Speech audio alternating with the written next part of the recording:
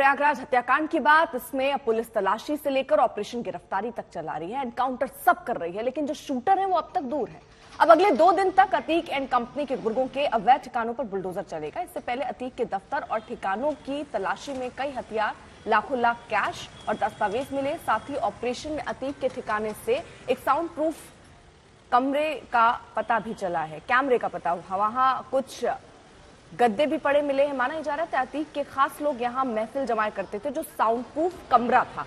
हमारे सहयोगी संतोष शर्मा लगातार प्रयागराज में जमे हुए हैं और हर खबर के साथ अपडेट भेज रहे हैं। उमेश पाल हत्याकांड की जांच कर रही प्रयागराज पुलिस को मंगलवार को एक बड़ी कामयाबी तब हाथ लगी जब अतीक अहमद गैंग के 2 गुर्गों की निशानदेही पर अतीक अहमद के इस खंडहर नुमा दफ्तर से करीब 74 लाख रुपए से ज्यादा की रकम और 10 असलहे बरामद हुए। ये 10 असलहों में 5 पिस्टल भी हैं और इसमें 1 कोल्ड पिस्टल भी है।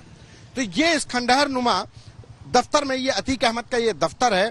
इस दफ्तर को सबसे पहले मायावती सरकार में राजूपाल हत्याकांड के बाद गिराया गया, लेकिन 2012 में जब समाजवादी पार्टी की सरकार आई तो अतीक अहमद ने इस दफ्तर को दोबारा खड़ा कर लिया। लेकिन फिर जब 2017 में बीजेपी सरकार आई तो सितंबर 2021 को इस जमींदोज कर दिया गया इस अतीक अहमद के दफ्तर को, और तभी से ये खंडहर पड़ा हुआ था। लेकिन 24 फरवरी 2023 को हुए उमेश पाल हत्याकांड के बाद से शूटरों ने इसी खंडहर में वो असलहे छिपाए थे और वो कैश छिपाया था। अतीक के ठिकानों पर छापेमारी में टीम एक ऐसे रूम तक पहुंची जो रहस्य से भरा पड़ा है। कमरा ऐसा बना था कि अंदर की आवाज जरा भी बाहर ना जा सके। कमरे में महफिल जमाने और सजाने का भरपूर इंतजाम था। देखिए उस कमरे की पहली तस्वीर आज तक पर। संतोष शर्मा की यह खास रिपोर्ट। यह कमरा बहुत महत्वपूर्ण है इसलिए क्योंकि पहले आप ये कमरा देखिए, बड़ा गौर से देखिए, आप समझ जाएंगे।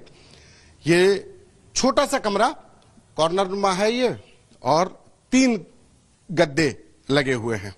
और ये कहा जा रहा है अतीक अहमद और उसके जो लोग थे, चाहे भाई अशरफ हो, उसके लिए लड़कियां बुलाई जाती थी और यहां पर जो डांस प्रोग्राम रखा जाता था वो यहां पर अतीक अहमद और उसके लोग यहां पर बैठते थे।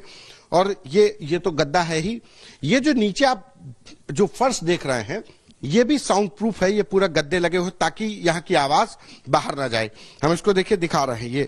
ये देखिए, ये जब हम इसमें आवाज कर रहे हैं तो ये बाहर नहीं जा रही, धूल उड़ रही, बाहर कहीं आवाज नहीं जा रही, फ्लोर नहीं है पूरी, यानी कि साउंड प्रूफ रखा गया है।